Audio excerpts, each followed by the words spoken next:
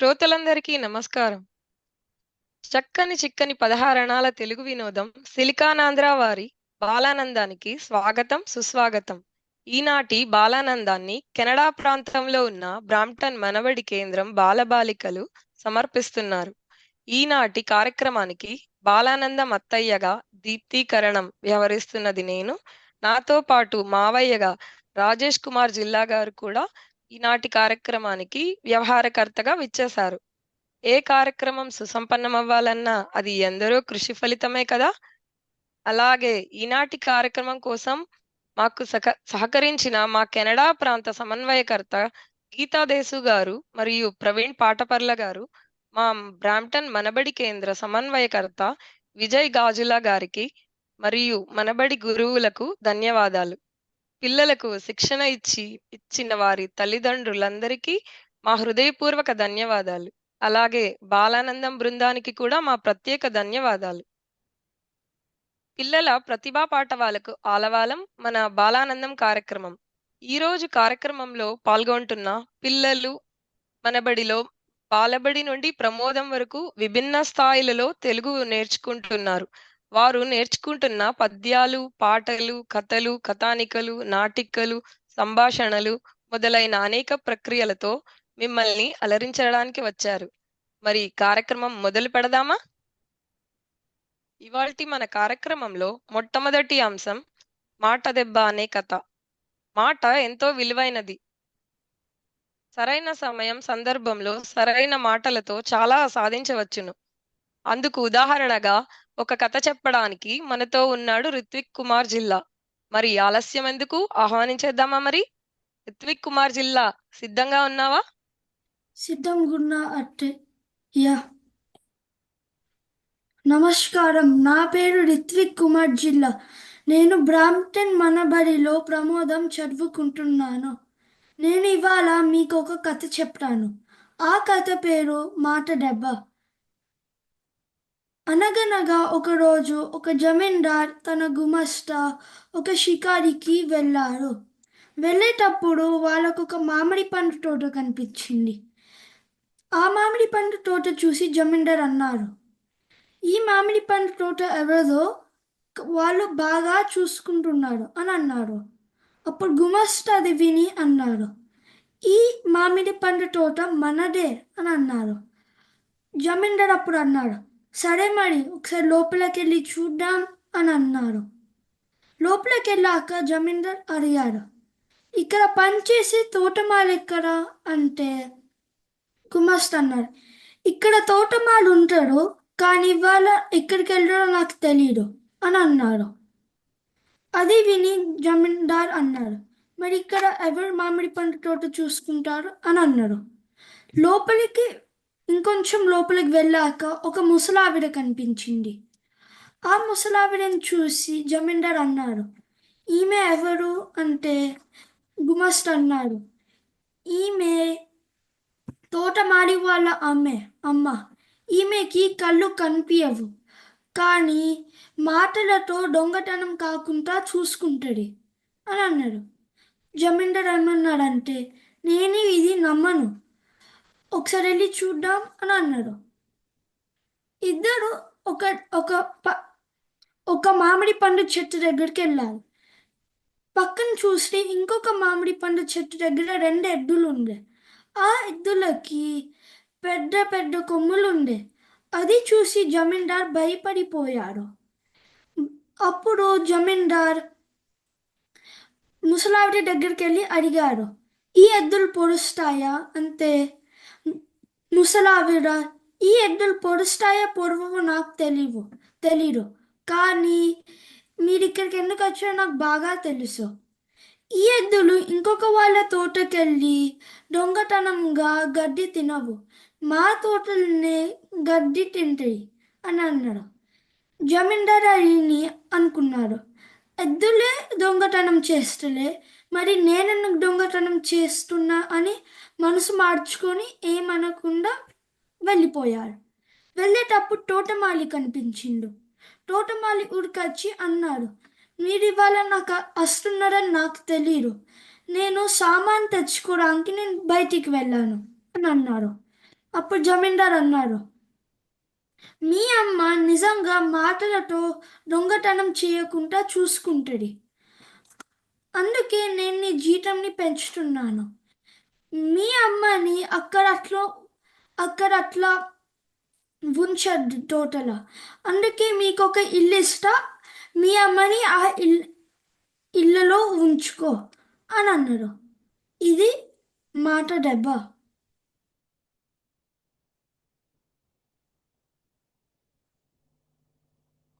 మాటలతో కూడా కాపలా కాయొచ్చు అని ఒక చక్కని కథ ద్వారా మా అందరికీ చెప్పినందుకు రిత్విక్ కుమార్ నీకు జేజేలు. మీరు వింటున్నది సిలికానాంధ్ర వారి బాలానందం, చక్కని చిక్కని 16 అణాల తెలుగు వినోదం.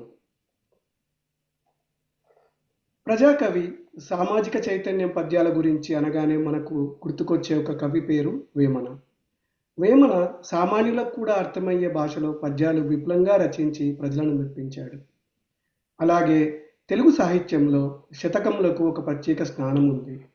సుమతి శతకాలు అందరికీ ఎంతో ప్రసిద్ధి చెందినవి.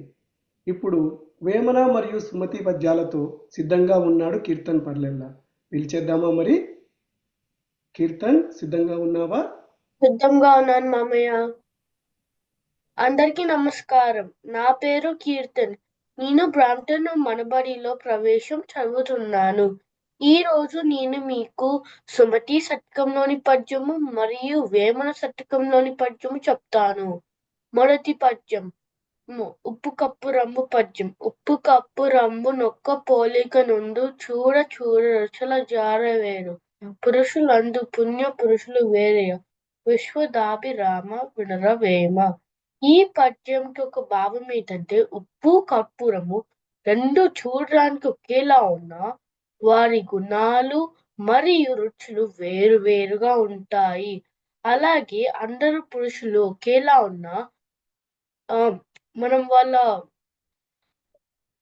గుణాలు పరిశీలించినప్పుడే తేడా కనపడుతుంది. రెండో పద్యము, వేమన సుమతి శతకంలోని పద్యము. వినదగునెవ్వరు చెప్పిన వినునెంతనే వేగపరక వివరింపతగిన్ కన్నికల్ల నిజము తెలిసిన మనజుడే పో నీతి పడుదు మహిళో సుమతి.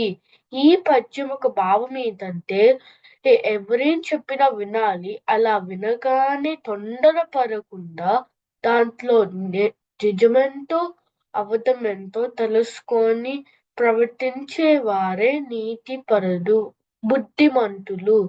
అందరికీ ధన్యవాదాలు. వేమన మరియు సుమతి శతకాలు చాలా బాగా చెప్పావు కీర్తన్. తాత్పర్యం కూడా చాలా బాగా చెప్పావు. నీకు శుభాభినందనలు.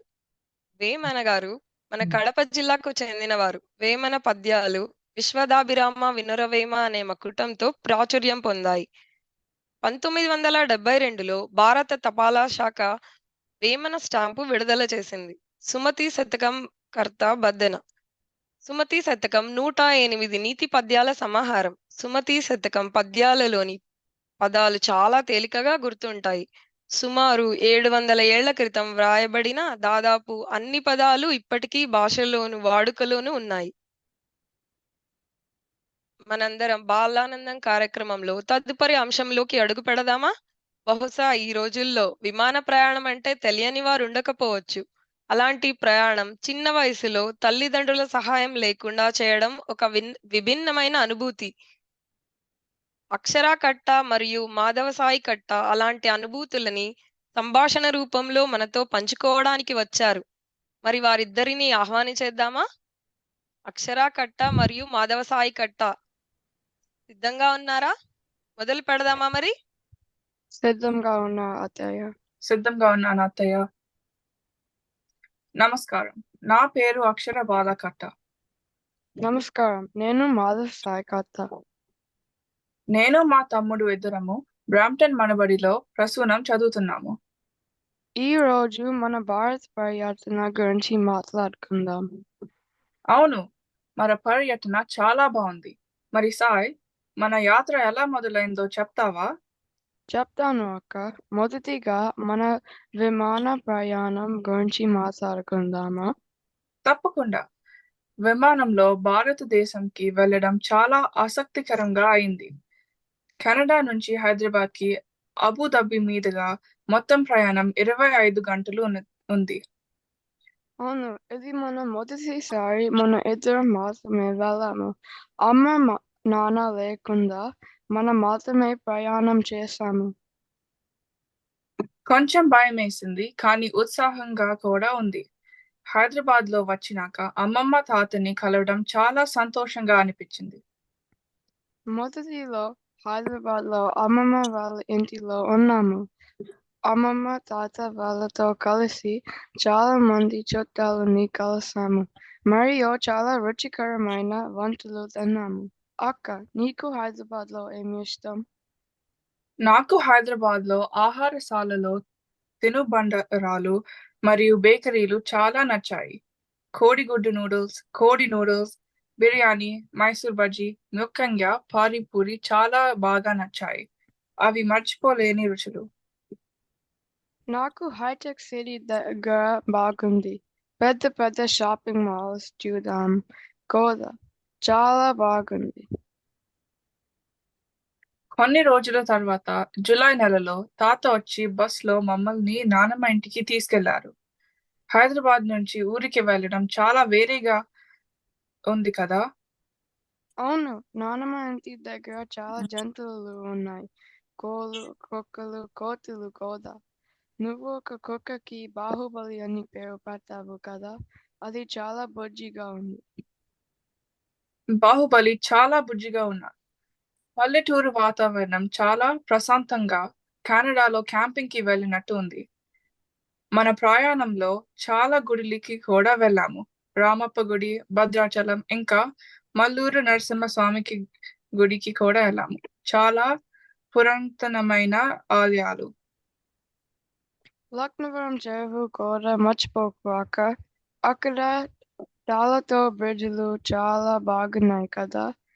ఆ bridge suspension bridge golden gate bridge లాగా ఉంది. మనం తిన్న ఆహారం కూడా మర్చిపోలేము. నానమ్మ చేసిన రసం, పులిహోర, ఇంకా కోడి పకోడీ చాలా ఇష్టం నాకు. నాకు ముద్దపప్పు, కోడిగుడ్ల ఫ్రై, పునుగులు చాలా నచ్చాయి. చాలా బాగున్నాయి. తర్వాత హైదరాబాద్ కి తిరిగి వచ్చాము. అక్కడ చాలా షాపింగ్ చేశాము, గుర్తుందా? అలా మర్చిపోతాను. చెన్నై షాపింగ్ మాల్ మొత్తం ప్రదక్షిణం లాగా తిరిగేశాము. పేరడైస్ బిర్యానీ మిస్ అవ్వకుండా తిన్నాము కదా. నాకు అది చాలా నచ్చింది. హైదరాబాద్ తిరుగు ప్రయాణంలో మన విమానం కెనడాకి వెళ్తుంది. మనం మధ్యలో దుబాయ్ మీదుగా వచ్చాము. అది ప్రపంచంలో అతిపెద్ద విమానాశ్రయం. అవును అక్క, ఇండియాని వదిలి రావడం చాలా బాగా ఉంది. మళ్ళీ ఎప్పుడు ఇండియాకి వెళ్ళాము అనిపిస్తుంది. నేను కూడా సాయ్. ఇంకా చాలా చోట్లు ఉన్నాయి వెళ్ళడానికి. ఖచ్చితంగా. సరే, ఇప్పుడు మన ఇండియా కథ గురించి ఆపేద్దాం. విన్న వాళ్ళకి ధన్యవాదాలు. మీ అందరికీ ధన్యవాదాలు. తర్వాత కలుద్దాం. అక్షర, మాధవ్ సాయి, మీ యొక్క భారతదేశ పర్యటన గురించి చాలా బాగా వివరించి చెప్పారు. అమ్మమ్మ తాతయ్య మరియు నానమ్మ తాతయ్యలతో మీరు గడిపిన క్షణాలు మీకు చాలా బాగా గుర్తున్నాయి. అవును, మీరు చెప్పినట్టు భారతదేశంలో గుళ్ళు చాలా పురాతనమైనవి. అవి నాగరికతలో ఎంతో ముఖ్యమైన విషయాలు. భారతదేశంలో చూడవలసిన స్థలాలు చాలా ఉన్నాయి. త్వరలో మీ కోరిక తీరాలని కోరుకుంటున్నాము. మీరు వింటున్నది సిలికానాంధ్ర వారి బాలానందం, చక్కని చిక్కని 16 తెలుగు వినోదం. పండగల్లో చాలా పండుగలు ఉన్నాయి భారతదేశంలో జరుపుకునేవి. అందులో అతి పెద్ద పండగ దీపావళి. దీపావళి అనగానే మనకు చాలా గుర్తుకు వస్తాయి. పూజలు, కొత్త బట్టలు, పటాసులు, బంధువులు మరియు పిండి వంటలు, ఇల్లు శుభ్రం చేసుకోవడము, దీపాలతో అలంకరించుకోవడం. అలాంటి పండుగ గురించి మనకు చెప్పడానికి అక్షర మరియు కార్తీక్ కోనంగి తయారుగా ఉన్నారు. విందామా మరి? అక్షర, కార్తీక్ సిద్ధంగా ఉన్నారా? సిద్ధంగా ఉన్నా మామయ్య. సిద్ధంగా ఉన్నా మామయ్య. నమస్తే అందరికీ. నా పేరు అక్షర. నేను మనబడి ప్రవేశంలో నేర్చుకుంటున్నాను. నేను ఈరోజు దీపావళి గురించి చెప్తాను. పూర్వం హిరణ్యాక్షుడు అని ఒక రాక్షసుడు ఉండేవాడు. హిరణ్యాక్షుడు ఒకరోజు భూదేవిని సముద్రం లోపల బంధించినారు. అప్పుడు విష్ణుమూర్తి వచ్చేసి ఒక వరాహ అవతారంలో హిరణ్యాక్షుడితో యుద్ధం చేశారు. యుద్ధం చేసిన తర్వాత హిరణ్యాక్షుడిని వధించినారు. అప్పుడు మళ్ళీ భూదేవిని నీటిలో నుంచి పైకి తెస్తారు. అప్పుడు భూదేవి గర్భవతి అవుతుంది విష్ణు వలన. అప్పుడు విష్ణుమూర్తి వచ్చేసి నీకు ఒక కొడుకు పుడతారని వరం ఇస్తారు. ఆ వరం తెలుసుకున్న భూదేవి జనకరాజు దగ్గరికి వెళ్ళి నాకు ఒక కొడుకు పుడతారు, మీరు మా కొడుకుకి విద్యాబుద్ధులు నేర్పిస్తారా అని అడిగింది. సరే అని జనకరాజు కూడా ఒప్పుకున్నారు. ఒకరోజు భూదేవికి ఒక కొడుకు పుడతారు. ఆ కొడుకు పేరు నరకాసుడు అని పెడతాది. నరకాసుడు కొన్ని రోజులు జనకరాజు దగ్గర ఉండి విద్యాబుద్ధులు నేర్చుకుంటాడు. ఒకరోజు విద్యాబుద్ధులు అన్నీ అయిపోయిన తర్వాత భూదేవి నరకాసును ఒక చోటుకు తీసుకువెళ్ళి ఎట్లా పుట్టారని వివరిస్తుంది. అప్పుడు మళ్ళీ విష్ణుమూర్తి మీ తండ్రి అని కూడా చెప్తుంది. అప్పుడు విష్ణుమూర్తి ప్రత్యక్షమై కొన్ని శక్తులు ఇస్తారు. ఒకరోజు నరకాసుడికి మళ్ళీ ఇంకొక రాక్షసుడికి పరిచయం అవుతుంది. వాళ్ళిద్దరు స్నేహితులు అవుతారు. అప్పటి నుంచి నరకాసుడు కూడా అందరినీ హింసించేది చేస్తూ ఉంటారు. ఒకరోజు ఒక ముని గుడికి వెళ్తా అంటే ఆ గుడి తలుపులు మూసించి ఆ ముని అడ్డుగా వెళ్తారు. దానికి కోపం వచ్చి మునికి నీకు శాపం ఇస్తాను, నేను నోరు పుట్టించాడో వాళ్ళు నేను వధిస్తారు అని చెప్తారు. ఆ శాపంకి భయపడి నరకాసుడు బ్రహ్మదేవుని పూజిస్తారు. అప్పుడు బ్రహ్మదేవుడి నుంచి దేవతలు, దేవకన్యలు, మునిలు, ఋషులు నన్ను చంపలేరు అని ఒక వరం తీసుకుంటారు. అప్పటి నుంచి ఇంకా హింసించేది చేస్తూ ఉంటారు నరకాసుడు. అప్పుడు ప్రజలు, దేవతలు అందరూ వెళ్ళి విష్ణుమూర్తి దగ్గరికి వెళ్ళి మాకు సహాయం చేస్తారా, నరకాసుడు మమ్మల్ని హింసిస్తాను అని చెప్తారు. అప్పుడు ఇంకొక జన్మలో విష్ణుమూర్తి కృష్ణులాగా పుడతారు. ఒకరోజు కృష్ణుడు వధించడానికి వెళ్తాంటే నరకాసుడిని సత్యభామను కూడా తీసుకువెళ్తారు. ఎందుకంటే పూర్వజన్మలో సత్యభామనే భూదేవి. అప్పుడు మళ్ళీ సత్యభామను తీసుకొని వెళ్ళి నరకాసుడి దగ్గరికి వెళ్తారు. నరకాసుడికి మరియు కృష్ణుడికి పెద్ద భీకర యుద్ధం జరుగుతుంది. అప్పుడు ఒక క్షణం నరకాసుడు ఒక బాణం వేస్తారు కృష్ణుడికి. ఆ కృష్ణుడికి అంత తగలకపోయినా కూడా బాగా తగిలినట్టు నటించి కింద పడిపోతారు.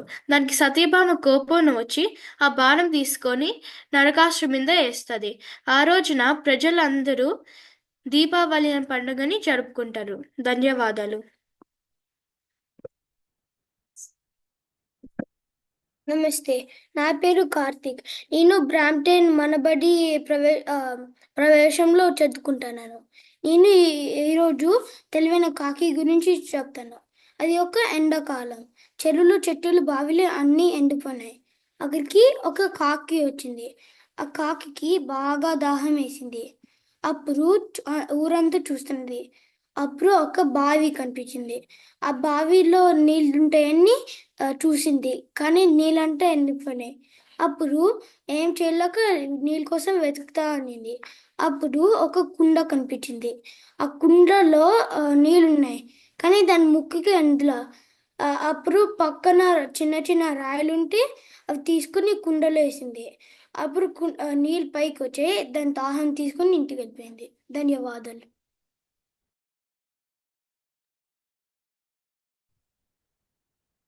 దీపావళి పండుగ గురించి బాగా చెప్పావు అక్షర కోణంగి. మరియు కార్తీక్, నువ్వు చాలా బాగా చెప్పావమ్మా కాకి కథ గురించి. చెడుపై మంచిని సాధించిన విజయానికి చిహ్నంగా బాణాసంచా కాల్చి దీపావళి పండుగను జరుపుకుంటాం. పిల్లలు మీ ఇంట్లో ఈ పండుగను జరుపుకోవడానికి కూడా మీ కుటుంబ సభ్యులకి సహాయం చేయాల్సి మరియు టపాసులు జాగ్రత్తగా కాలుస్తారని ఆశిస్తున్నాం. మన తదుపరి అంశం చక్కని చిక్కని 16 అణాల తెలుగు వినోదం బాలానందం కార్యక్రమంలో తదుపరి అంశం ఒక కథ. ఓటమి మరియు గెలుపు. ఓటమి మరియు గెలుపు అనేది జీవితంలో చాలా సహజం. ప్రతి జీవికి ఇది ఎప్పుడూ ఎదురవుతుంటాయి. అలాంటి ఒక అంశాన్ని ఒక చిన్న కథ ద్వారా మనకు చెప్పడానికి వచ్చేస్తున్నాడు సాకేత్ పోత్కాన్. ఇంకా ఆలస్యం దేనికి? సాకేత్ ని పిలిచేద్దామా మరి? సాకేత్, సిద్ధంగా ఉన్నావా? మొదలు పెడదామా? సిద్ధంగా ఉన్నాను అత్తగారు. నమస్కారం అందరికీ. నా పేరు సాకేత్ పోత్కాన్. నేను బ్రాంటన్ మనబడిలో ప్రకాశం చదువుకుంటున్నాను. ఈరోజు నేను ఓడినా గెలుపే అని ఒక కథ చెప్పబోతున్నాను. అనగనగా గుంటల దేశం అనే ఒక రాజ్యం ఉండేది. ఆ రాజ్యానికి రాజు రాజేంద్రుడు. అతను సైనికుల్ని ఎంపిక చేయడానికి కష్టమైన పోటీలు పెట్టేవారు. ఆ పోటీలో విజయులకి శిక్షణిచ్చి అతని సైన్యంలోకి చేర్చుకునేవారు. అయితే రాజుగారు మరింకో పోటీ పెట్టాలని నిర్ణయించుకున్నారు. అదిని ప్రజలు గుంపులు గుంపులుగా చేరారు చూడ్డానికి. అక్కడ కొన్ని మంది ఒక పెద్ద బండరాయిని మోసుకుంటూ వచ్చి మైదానం మధ్యలోకి తెచ్చి పెట్టారు. రాజుగారు ఎవరి బండరాయిని ఎత్తగలుగుతారో వాళ్ళే విజయులు అని ప్రకటించారు. కానీ ఈ బండరాయి మరీ పెద్దగా ఉంది. ఏ ఒక్కరు మనిషి ఒక్కరే లేపగలగలేరు. సాధ్యం కాదని కొందరు పోటీదారులు ప్రయత్నించలేదు. ప్రయత్నించిన వాళ్ళ మధ్యలో అందరూ విఫలమయ్యి అందరూ తిరిగి వచ్చేశారు. ప్రజలు ఎవరు ఎత్తడమేంది, కదపడం కూడా కదపలేకపోయారు కదా, అయితే ఈసారి ఎంపికలు ఉండేయేమో అని అనుకున్నారు. కానీ రాజుగారు ఎవరి బండరాయిని ఎత్తనీకి ప్రయత్నించారో వాళ్ళే విజయులు అని ప్రకటించారు. ప్రజలకి చాలా విచిత్రంగా అనిపించింది. ఎందుకంటే అందరు విఫలమయ్యారు కదా, అయితే లేదా అందరినీ చేసుకోవాలి లేదా అందరినీ నిరాకరించాలి కదా అని అనుకున్నారు. ప్రజల మధ్య నుంచి రాజుగారు నన్ను మన్నించండి మిమ్మల్ని ప్రశ్నించడానికి, కానీ మీరు ప్రయత్నించిన వాళ్ళనే ఎందుకు ఎంచుకుంటున్నారు అని ఒకళ్ళు అడిగారు.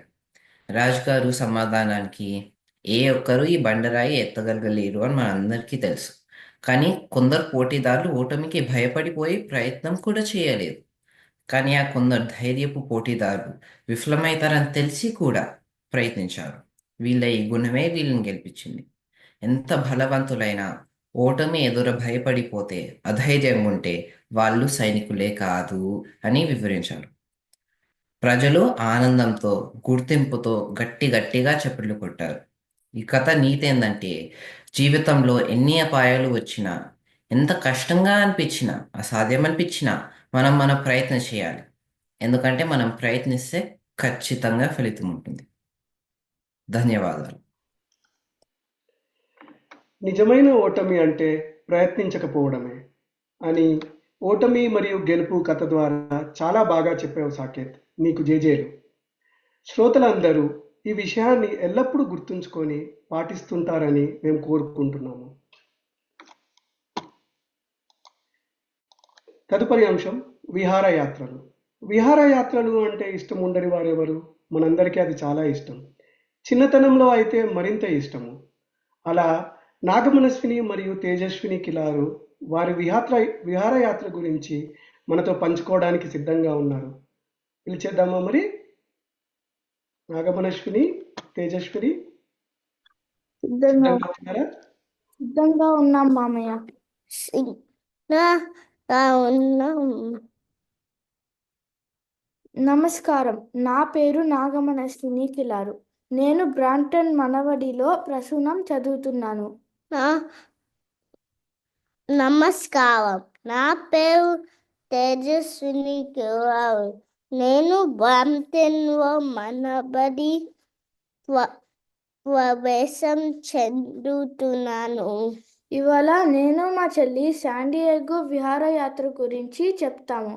మేముండే సన్నీవేల్ నుంచి శాండియాగో 7 గంటల దూరం. 4 times I have to say. మొదటిగా మేము క్యాబ్రియో జాతీయ చిహ్నంకి వెళ్ళాము.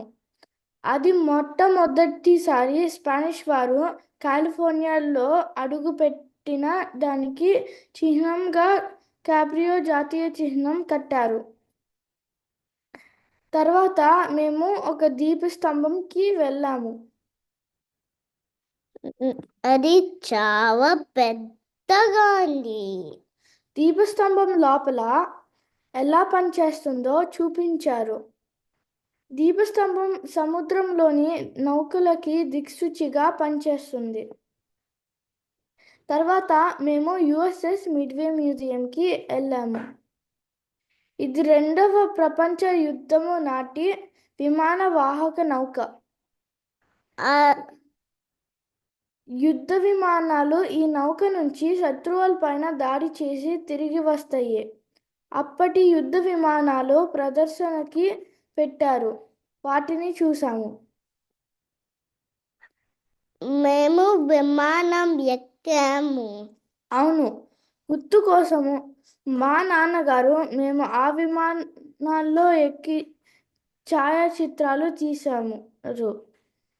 ఇంకా ఆ రోజుకి వసంతి గృహంలో విశ్రాంతి తీసుకున్నాము. 2వ రోజు శాండియేగో జంతు ప్రదర్శనశాలకి వెళ్ళాము.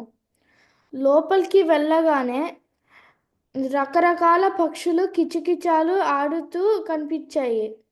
వాటిలో ఒక తెలుపు రంగు పక్షి ఉంది.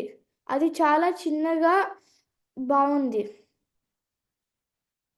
అక్కడ ఉన్న పెలికాన్ పక్షులు ఒక కాలు పైన నాట్యం చేస్తూ ఉన్నాయి. తర్వాత కోతులు కనిపించాయి. మా ఊరిలో కోతుల్లాగా లేవు, అవి నల్లగా ఉన్నాయి. కొంచెం ముందుకు వెళ్ళాక పెద్ద పులి కనిపించింది. అది చాలా పెద్దగా గాండ్రిస్తుంది. నాకు భయం వేస్తుంది. తర్వాత మేము రైలు ఎక్కాము. ఆ రైలులో నుండి జిరాఫీలు, జింకలు, రాబందులు, నీటి ఏనుగులు, చారలు గుర్రాలు లాంటి జంతువులు చూసాము. రైలు దిగాక చిరుత పులిని చూసాము. ఏనుగుల వద్దకి వెళ్ళాము. అవి తినడానికి వెళ్ళాయి. దూరం నుండి 2 చిన్న ఏనుగులు అయితే చూసాము. తర్వాత గొరిల్లాలు చూసాము. అవి చాలా పెద్దగా శబ్దాలు చేస్తున్నాయి. మేము హిమక్వీన్ తిన్నాము. చివరిగా రంగుల రాట్నం ఎక్కాము. అంతటితో మా యాత్ర ముగిసింది. ధన్యవాదములు. ధన్యవాదాలు. మీరు సందర్శించిన ప్రత్యేక స్థలం గురించి చాలా బాగా చెప్పారు నాగమనస్విని మరియు తేజస్విని. మీకు శుభాభినందనలు. ఇప్పుడు దండోరాకు సమయం అయింది. దండోరా అనే కార్యక్రమం ద్వారా సిలికానాంధ్ర వారి వార్తలు వినవచ్చు. వార్తలు చెప్పడానికి సూర్య కోరుకొండని పిలిచేద్దామా? మరి ఆలస్యం ఎందుకు? దండోరా వేసుకుందామా మరి?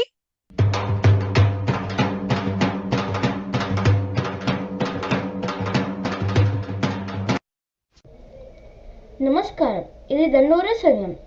వార్తలు చదువుతున్నది సూర్య కోరుకొండ. ఈ విద్యా సంవత్సరం మడవైలోని అన్ని తరగతులకు దాదాపుగా 12,000 మంది విద్యార్థులను నమోదు చేసుకున్నారు. అమెరికా మరియు కెనడాలోని అన్ని మనబడి కేంద్రాలలో దిగ్విజయంగా తరగతులు ప్రారంభమయ్యాయి. మనబడి కేంద్రాలన్నీ సరికొత్త శోభను సంతరించుకున్నాయి. వర్ష ఋతువులో అక్షర వసంతం వచ్చిందా అనే విధంగా మనబడిలో కొత్తగా చేరిన పిల్లలు తెలుగు అక్షరాలను, పదాలను పలుకుతున్న తీరు వసంత కోకిలను తలపిస్తుంది. మనబడిలోని అన్ని తరగతుల పిల్లలకు కొత్త పాఠ్యపుస్తకాలను అందించారు. ఈ పాఠ్యపుస్తకాలు పిల్లలను, తల్లిదండ్రులను అమితంగా ఆకట్టుకుంటున్నాయి. నాణ్యతతో కూడిన కాగితంపై పిల్లలకు ఆసక్తి కలిగించేలా బొమ్మలు, అక్షరాల ముద్రణ ఉండడంతో చిన్నారులు వాటిని చదివేందుకు ఆసక్తి చూపిస్తున్నారని కొత్తగా మనబడిలో పిల్లలను చేర్పించిన తల్లిదండ్రులు తెలియజేస్తున్నారు. కొత్త పుస్తకాల వలన విద్యార్థులు ఉత్సాహం పెరగడమే కాకుండా ఆ పుస్తకాలను చూసి మాతృభాషను నేర్చుకోబోతున్నామని పిల్లలు తెగ సంబరపడిపోతున్నారు. పిల్లలకు ఉపయోగపడే ఎన్నో కార్యక్రమాలను మనబడి నిర్వహిస్తోంది. అందులో బాలానందం ఒకటి. ప్రతి వారాంతంలో 4 కార్యక్రమాలు ప్రసారం అవుతాయి. మనబడి పిల్లలు ఈ బాలానందం కార్యక్రమంలో ఎన్నో విషయాల గురించి మాట్లాడతారు. ఇలాంటి కార్యక్రమంలో పాల్గొనడం వలన పిల్లల్లో రెట్టింపు ఉత్సాహం కనిపిస్తుంది. మీ పిల్లలను కూడా మనబడిలో చేర్పించండి. రండి, చెయ్యి కలుపుతాం. వివరాలకు manabadi.silkononthar.org సంప్రదించండి. మీరు మీ పిల్లలని బాలబడి తరగతులకు నమోదు చేసుకోవచ్చు. బాలబడి నమోదు ప్రక్రియ సంవత్సరాంతం వరకు తెరిచి ఉంటుంది. 4 నుండి 6 సంవత్సరాల పిల్లలను బాలబడి నమోదు చేసుకోవచ్చు. ఈ వార్తలు ఇంతటితో సమాప్తం. నమస్కారం.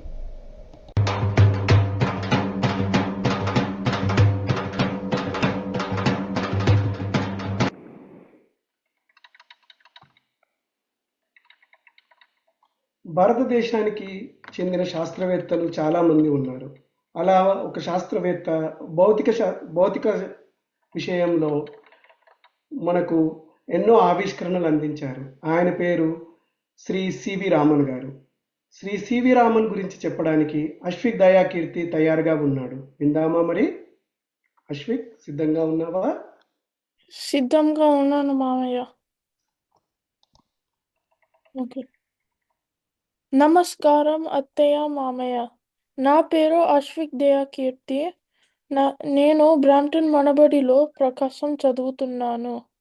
నేను ఈరోజు సివి రామన్ గారి గురించి చెప్పబోతున్నాను. సివి రామన్ గారి పూర్తి పేరు చంద్రశేఖర వెంకట రామన్. సివి రామన్ భారతీయ భౌతిక శాస్త్రజ్ఞుడు. 1888లో తమిళనాడులోని తిరుచిరపల్లి జిల్లాలో జన్మించారు. 1930లో అతను రామన్ ఎఫెక్ట్ గురించి పరిశోధన చేసి నోబెల్ బహుమతి అందుకున్నారు. రామన్ విద్యాభ్యాసం ఐఐటి కోల్కతా నుండి MBA పూర్తి చేశారు. తర్వాత తన శాస్త్రవేత్తగా న్యూఢిల్లీ, ముంబై మరియు మద్రాసులో పనిచేశారు. 1928లో రామన్ చేసిన రామన్ ఎఫెక్ట్ ఆవిష్కరణ కాంతి మరియు పదార్థం మధ్య పరస్పర చర్యను బహిర్గతం చేసింది. ఇది భౌతిక శాస్త్రంలో ఒక ముఖ్యమైన మైలురాయి. రామన్ భారతదేశానికి, ప్రత్యేకించి శాస్త్ర పరిశోధనకు అనేక మైలురాళ్లను అందించారు. భారతీయ శాస్త్రంలో ప్రముఖంగా నిలిచారు. సివి రామన్ యొక్క పరిశోధనలో భారతదేశంలో శాస్త్రీయ అభివృద్ధికి మరియు ప్రపంచ వ్యాప్తంగా ప్రేరణగా నిలిచాయి. ఆయన గౌరవార్థం భారతదేశంలో రామన్ నక్షత్రం మరియు రామన్ అవార్డ్ వంటి పేర్లను పొందారు. నాకు ఈ అవకాశం ఇచ్చినందుకు ధన్యవాదములు. సివి రామన్ గారి గురించి చాలా బాగా చెప్పావు అశ్విక్. భౌతిక శాస్త్రంలో ప్రాచుర్యం పొందిన సివి రామన్ గారు రామన్ ఎఫెక్ట్ ద్వారా ఎన్నో ప్రశ్నలకు సమాధానాలు కనుగొన్నారు. అందులో ఒకటి, ఆకాశంలో మరియు సముద్రం ఎందుకు నీలిరంగులోనే ఎందుకు ఉంటుంది, పగటిపూట నక్షత్రాలు ఎందుకు కనపడవు అనే ఎన్నో మన ప్రశ్నలకి సమాధానం రామన్ ఎఫెక్ట్. తర్వాతి అంశంలో వేమన పద్యం చెప్పడానికి మన ముందుకు వచ్చేస్తున్నారు వెంకట అంజన్. ఆహ్వానించేద్దామా మరి?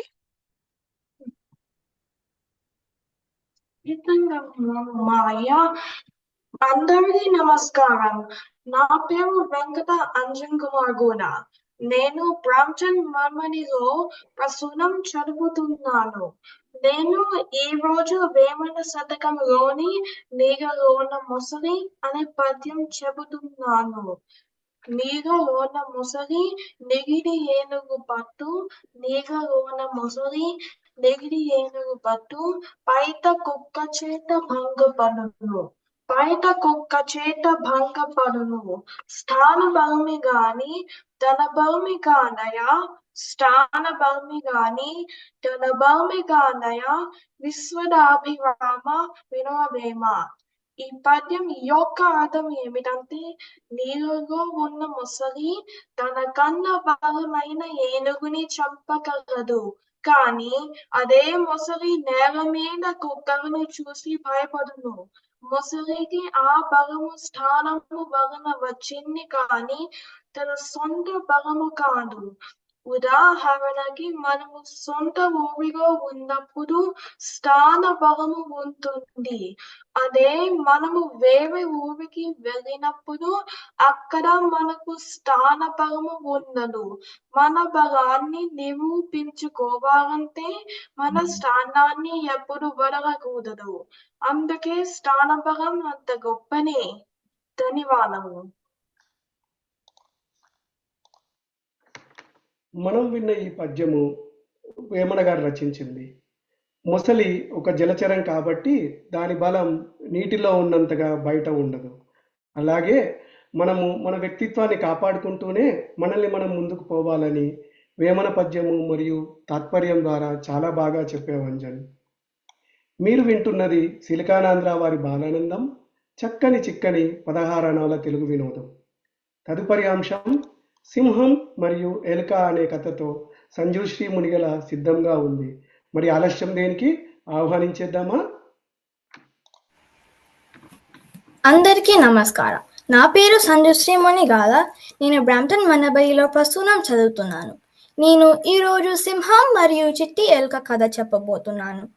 అనగనగా ఒక అడవిలో ఒక సింహం ఉండేది.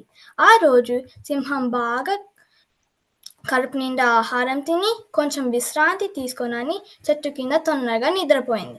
ఆ చెట్టు పైన ఒక ఎలుక జారి సింహం మీద పడింది. సింహం లేవదనుకొని పైకి కిందికి ఉరుకుతూ మొదలుపెట్టింది. అప్పుడు సింహంకి చాలా కోపంతో ఎలుకని పట్టుకొని తినాలని అనుకుంది. నన్ను క్షమించండి, నన్ను వదిలేస్తే నేను ఒకరోజు పెద్ద సహాయం చేస్తాను అని ఎలుక అనింది. ఏంటి, నువ్వు నాకు సహాయం చేస్తావా అని సింహం గట్టిగా నవ్వుతూ ఎలుకని వదిలేసింది.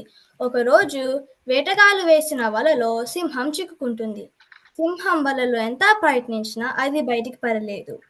అప్పుడు ఆ ఎలుక సింహం వలలో చూసి ఆ వలని పళ్ళతో కొరికేసింది. సింహం వలని నుంచి బయటికి పడింది. సింహం ఎలుక ఇంకా అడవిలోకి పరిగెత్తింది. చూసారా, ఇంత చిన్న ఎలుక అంత పెద్ద సింహాన్ని సహాయం చేసింది.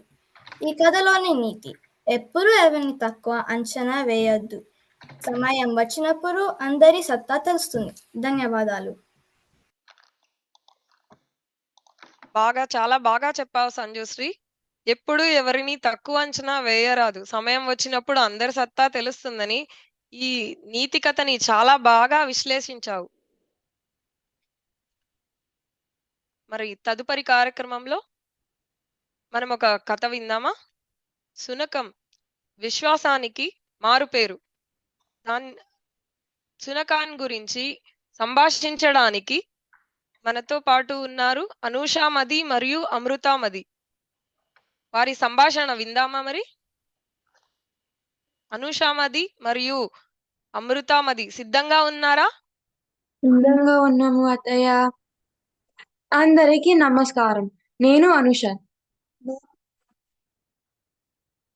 బ్రాంప్టన్ మన బడిలో ప్రస్తుతం చదువుతున్నాము.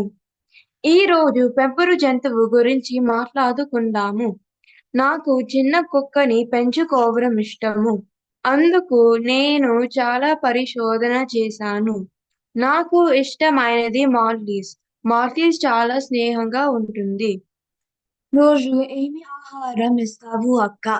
రోజుకు 2 సార్లు కుక్క బరువుని బట్టి ఇచ్చే ఆహారం మారుతుంది.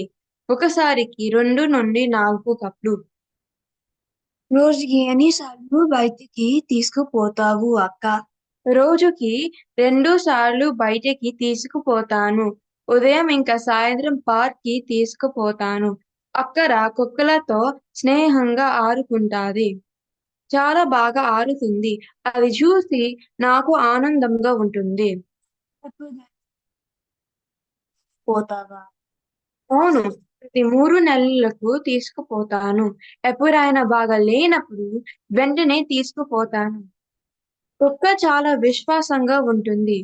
అందుకు జాగ్రత్తలు తీసుకుంటాను. నేను ఈ అవకాశం ఇచ్చినందుకు అందరికీ ధన్యవాదములు. పెంపుడు జంతువులలో బాగా ప్రాచుర్యం ఉన్న జంతువు మన గ్రామ సింహాలుగా పిలువబడే శునకాల గురించి చాలా చక్కగా సంభాషించారు అనూషామది, అమృతామది. ఇప్పటి వరకు ఈ రేడియో ప్రోగ్రాం వింటున్నాం కదా, మనందరము ఎన్నో విషయాలు, ఎన్నో పద్యాలు, నీతి కథలు విన్నాం కదా. ఇప్పుడు కొంతసేపు తల్లి రుణం గురించి విందామా? వింటూ ఆస్వాదిద్దాము. తల్లి రుణం గురించి మనకు చెప్పడానికి శ్రీ స్టేషా గాజుల సిద్ధంగా ఉంది. మరి మొదలు పెడదామా? అందరికీ నమస్కారం. నా పేరు శ్రీ స్టేషా గాజుల. నేను బ్రాంప్టన్ కేంద్రం మనబడిలో ప్రకాశం చదువుతున్నాను. నేను ఇప్పుడు చెప్పబోయే కథ పేరు తల్లి రుణం.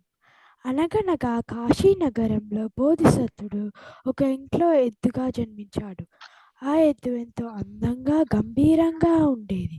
ఆ ఎద్దు అంటే తన యజమానులకే కాకుండా ఊరిలో ఉన్న వారందరూ ఇష్టపడేవారు. ఆ ఎద్దు యజమానులు ఒక పేదరాశి పెద్దమ్మ ఇంట్లో అద్దెకి ఉండేవారు. కొంతకాలం తర్వాత ఆ ఎద్దు యజమానులు ఊరు విడిచి వెళ్ళిపోతూ అద్దె కింద ఈ ఎద్దుని పేదరాశి పెద్దమ్మకి అప్పగిస్తారు. పేదరాశి పెద్దమ్మకి పిల్లలు లేరు కనుక ఎంతో అపురూపంగా చూసుకునేది. స్వేచ్ఛగా వదిలేసేది, కట్టేసేది కాదు. ఆ ఎద్దు మిగతా ఎద్దులతో, బర్రెలతో వెళ్ళి గడ్డి మేస్తూ ఎంతో బలంగా, దృఢంగా తయారయ్యింది.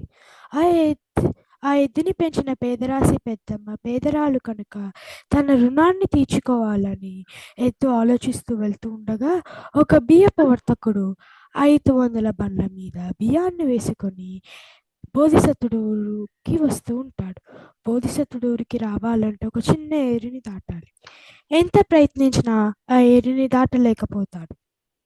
ఇంకా కొన్ని ఎద్దుల సహాయంతో దాటాలనుకుంటాడు, కానీ దాటలేకపోతాడు. అలా ఏం చేయాలో తెలియక చూస్తూ ఉండగా బోధిసత్వుడు గడ్డి మేస్తూ కనిపిస్తాడు. ఈ ఎద్దు ఎంతో బలంగా, దృఢంగా ఉంది. ఈ ఎద్దు సహాయంతో నేను ఈ ఏరు దాటవచ్చును అనుకుంటాడు. పక్కనే ఉన్న పశువుల కాపరిని ఇలా అంటాడు, ఏమయ్యా, ఈ ఎద్దు నీదేనా? ఆ పశువుల కాపరి, ఈ ఎద్దు నాది కాదు, ఈ ఎద్దు పేదరాశి పెద్దమ్మది. ఎప్పుడు స్వేచ్ఛగా తిరుగుతూ ఉంటుంది. కావాలంటే తనని సహాయం అడుగు. వర్తకుడు సరే అని ఎద్దు దగ్గరికి వెళ్ళి ఎద్దు మెడలో తాడు వేసి లాగుతూ ఉండగా ఆ బోధిసత్వుడు ఎంతకు కదలడు. అప్పుడు ఆ వర్తకుడు, నేను నీకు 1000 అణాలు ఇస్తాను, నువ్వు నాకు సహాయం చేస్తావా అని అన్నాడు. అప్పుడు బోధిసత్వుడు అలాగే అని తల ఊపుతూ అవతల ఏరునున్న బండ్లను బోధిసత్వుడు ఉండే ఊరికి తీసుకొస్తాడు. తన బలాన్ని చూసిన ఆ వర్తకుడు ఎంతో ఆశ్చర్యపోతాడు. తనకు ఇవ్వాల్సిన 1000 అణాలు ఇవ్వకుండా 500 అణాలు మాత్రమే బోధిసత్వుడి మెడలో కడతాడు. బోధిసత్వుడికి తనకు జరిగిన మోసం తెలిసి బండ్లకు అడ్డంగా నిల్చుంటాడు. అప్పుడు ఆ వర్తకుడి తప్పు తెలుసుకొని మిగతా 500 అణాలతో పాటు 1000 అణాలు బోధిసత్వుడి మెడలో కడతాడు. బోధిసత్వుడు ఎంతో సంతోషించి ఇంటికి వెళ్తాడు.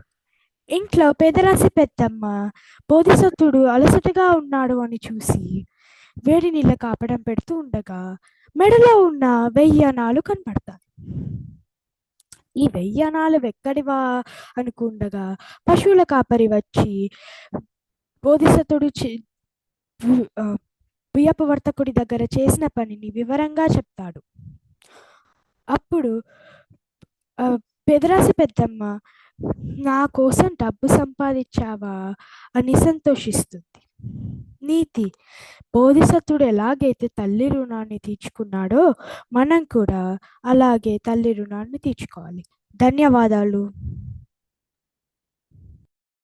ధన్యవాదాలు శ్రీ స్టేషా. తల్లి రుణం గురించి చాలా చక్కగా వివరించావు. సృష్టిలో ప్రతి ప్రాణికి మూల కారణం అమ్మ. మనల్ని లాలించి పాలించి విద్యాబుద్ధులు నేర్పించే తల్లిని మించిన దైవం లేదు.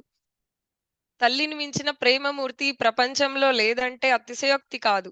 తల్లి ప్రత్యక్ష దైవం. అందుకే తల్లి రుణం ఎన్ని జన్మలెత్తినా తీర్చుకోలేనిది అని చాలా చక్కగా చెప్పావు శ్రీశేష.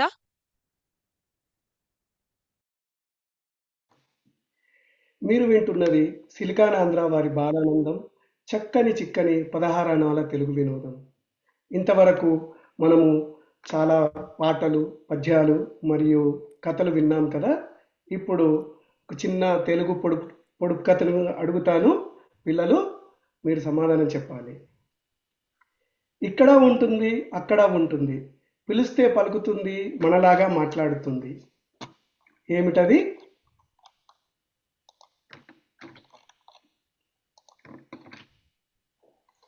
సాకేత్, నువ్వు చెప్తావా? మామయ్య నేను చెప్తా. చెప్పము. నాకు తెలియదు కానీ ఇదే అనుకుంటా. ఆ భూతల్లి. సరే, చక్కగా ప్రయత్నించావు. ఇందాక కథలో విన్నట్టుగా ప్రయత్నించకుండా ఉండకుండా ప్రయత్నించావు. సో దాని సమాధానము టెలిఫోన్.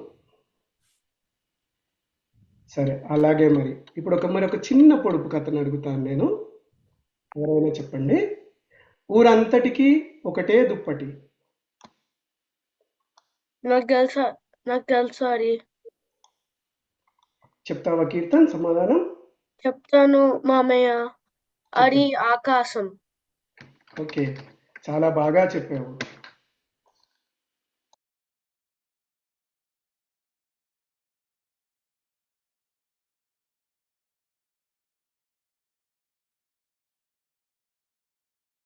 మీరు వింటున్నది సిలికాన్ ఆంధ్ర వారి మనబడి బాలానందం కార్యక్రమం. చక్కని చిక్కని 16 అణాల తెలుగు వినోదం మన బాలానందం. ఇప్పుడు తదుపరి అంశంలో నేను కూడా పిల్లల్ని ప్రశ్నలు సంధించడానికి మీ అత్తయ్యని వచ్చేసాను. అమ్మ అంటే దగ్గరికి వచ్చేది, నాన్న అంటే దూరంగా వెళ్ళేవి. ఏంటో చెప్తారా పిల్లలు? అత్తయ్య నాకు తెలుసు. చెప్పు సంజుశ్రీ. నోరి. దగ్గరగా వచ్చావు. సమాధానం పెదవులు.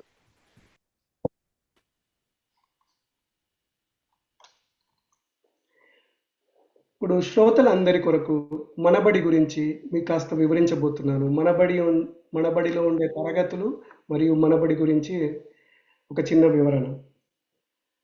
సిలికానాంధ్ర మనబడిలో తెలుగు భాషా వ్యాస సోపానానికి 8 మెట్లున్నాయి.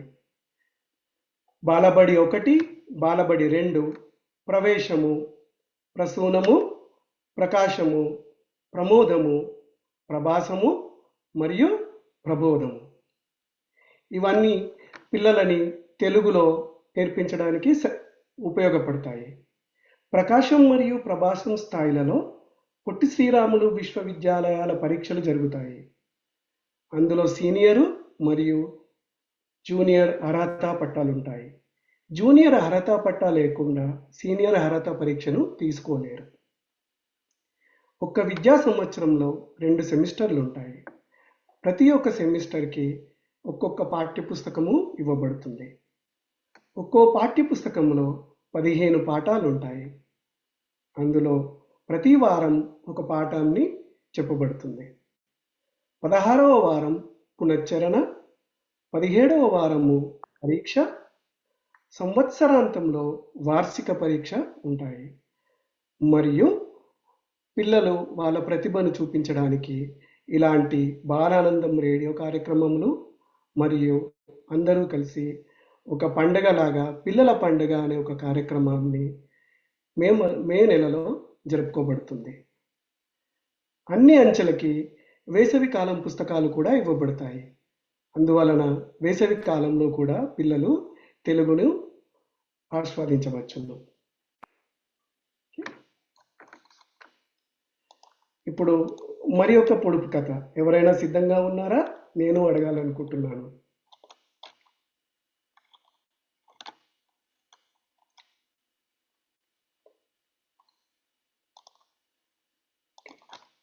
సో ఇప్పుడు మీరు చెప్పారు కదా ఇంతకుముందు. సరే, పొడుపు కథల్లోంచి ముందుకెళ్దాము.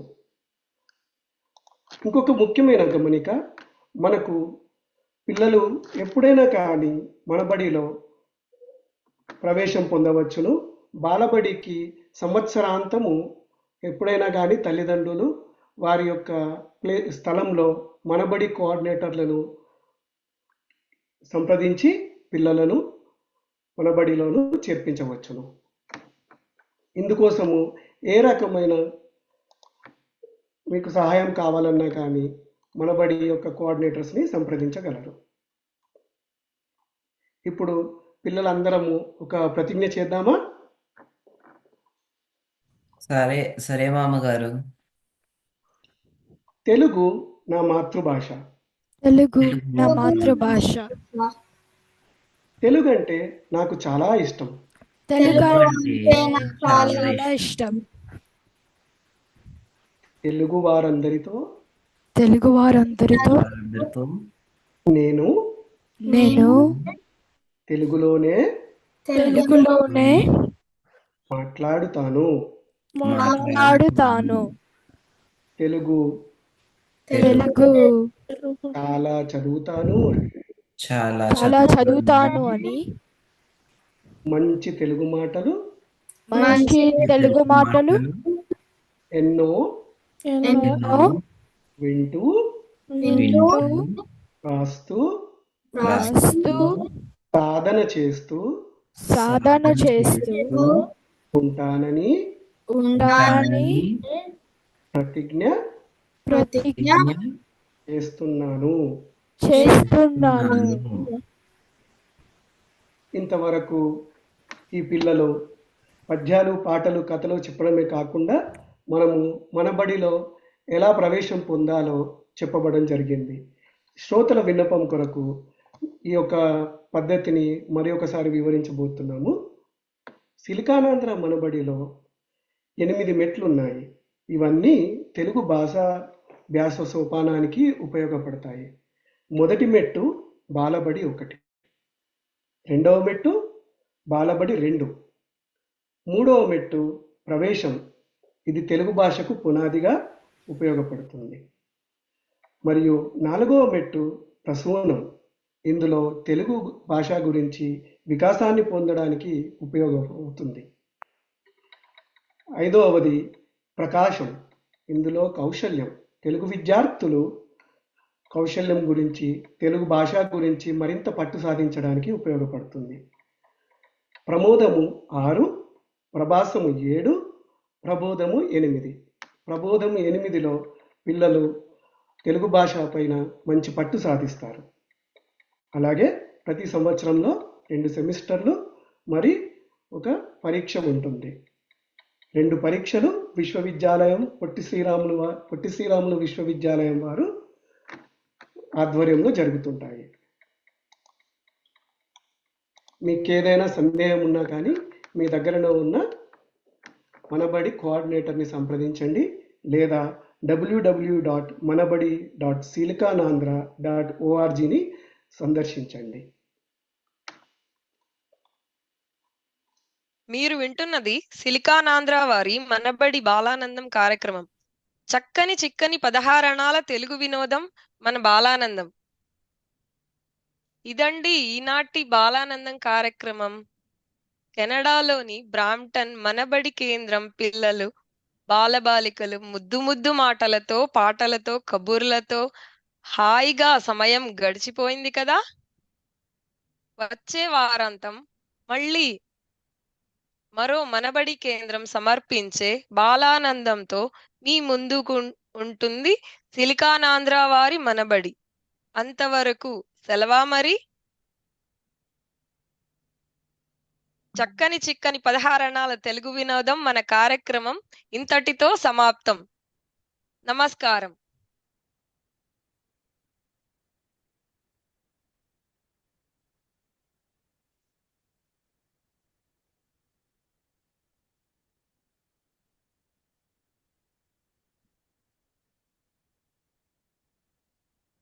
వాళ్ళు ఒక నిమిషమే లాగొచ్చింది. మ్యూజిక్ వేస్తున్నారు.